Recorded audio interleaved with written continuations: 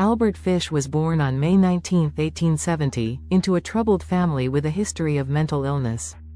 Growing up in Washington, D.C., his childhood was marred by neglect, abuse, and the looming presence of his family's struggles with mental health issues. His father, who was 75 years old when Albert was born, passed away when Fish was just 5 years old. With no father figure and a mother unable to care for him properly, Fish was sent to an orphanage, where the seeds of his twisted nature began to take root. The orphanage was a brutal place, and young Albert was subjected to frequent physical abuse. Strangely, he found himself developing a disturbing fascination with pain, even deriving pleasure from the whippings he endured. This unnatural association of pain with pleasure became a defining aspect of his personality, setting the stage for the horrors he would later inflict on others. As he grew older, Fish's dark urges only intensified. In his teens, he began engaging in bizarre behaviors and soon developed a fascination with cannibalism and self-mutilation. His mental state was further exacerbated by his visits to tenderloin districts, or red light areas, where he participated in sadomasochistic activities. Fish's descent into darkness had begun, and it would only get worse from there.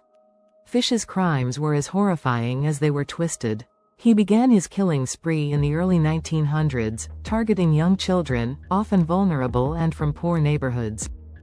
He would lure them away with promises of candy or money, only to subject them to acts of unimaginable horror. But it wasn't just the act of killing that set Fish apart, it was the disturbing rituals he performed before, during, and after his murders. One of his most well-known victims was a 10-year-old girl named Grace Budd. Fish had initially targeted her brother, Edward Budd, after responding to a job ad posted by their family. Under the pretense of hiring Edward for farm work, Fish visited the Budd family's home. Upon meeting Grace, however, he quickly changed his target. Fish convinced her parents to let him take Grace to a birthday party he claimed to be hosting for his niece. Tragically, that was the last time they would see her alive. Fish took Grace to an abandoned house in the countryside. There, he brutally murdered her and, in a grotesque twist, cannibalized her remains. But the horror didn't end there. 6 years after Grace's disappearance, Fish sent a letter to her family, graphically detailing what he had done to her. The letter not only revealed the gruesome details of his crime but also served as a twisted means for Fish to relive the horror he had inflicted on the Budd family. This letter ultimately led the police to identify Fish as the murderer, finally bringing his killing spree to an end. Albert Fish's crimes were beyond comprehension for the society of his time, and even today, his actions remain some of the most disturbing in criminal history. Fish himself claimed that he was commanded by God to torture and kill children, and he often pointed to his religious upbringing as justification for his sadistic actions. His letters were filled with twisted interpretations of biblical passages that he used to rationalize his behavior. Experts believe Fish may have suffered from a condition known as paraphilic disorder, where individuals derive sexual gratification from atypical and extreme forms of behavior. In Fish's case, his disorders manifested in his attraction to pain, both inflicted on himself and on others. He practiced self-harm, often embedding needles into his own body, which were later discovered in his pelvis during an X-ray taken after his arrest. His acts of self-mutilation served as a twisted form of relief for Fish, showcasing the complex and horrific interplay between his desires and his compulsions. Fish also exhibited signs of schizophrenia and psychosis, experiencing vivid hallucinations that he claimed were messages from God. However, it's likely that his sadistic and cannibalistic tendencies were deeply ingrained in his personality, regardless of his mental illness. Many experts contend that while Fish was undoubtedly mentally ill, he was also deeply aware of the horrific nature of his actions, he just didn't care. Fish's arrest and subsequent trial marked one of the most sensational cases in American legal history. The press dubbed him the Gray Man and the Boogeyman, and the public was horrified by the details that emerged. During the trial, Fish exhibited disturbing behavior, laughing as he described his crimes and showing little remorse for his actions. Despite the overwhelming evidence of his mental illness, he was declared fit to stand trial.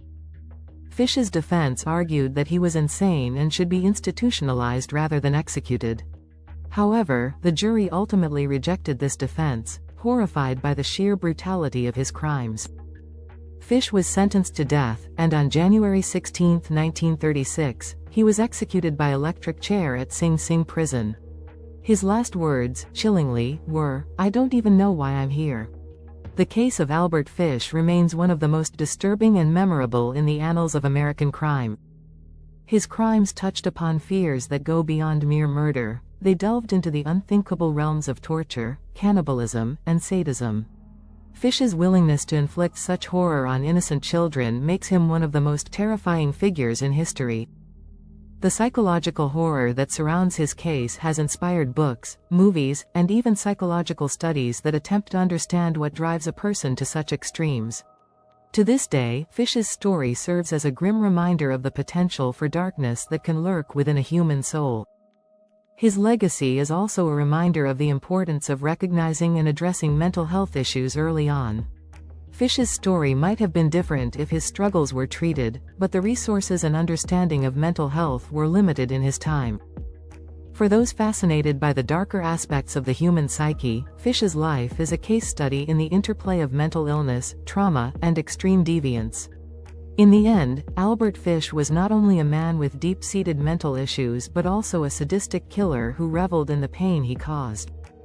His story remains a haunting chapter in true crime, and his name is etched in infamy as one of America's most twisted killers. Thank you for watching. If you enjoy true crime stories and chilling unsolved mysteries, be sure to like this video, leave a comment, and hit that subscribe button for more spine-tingling content.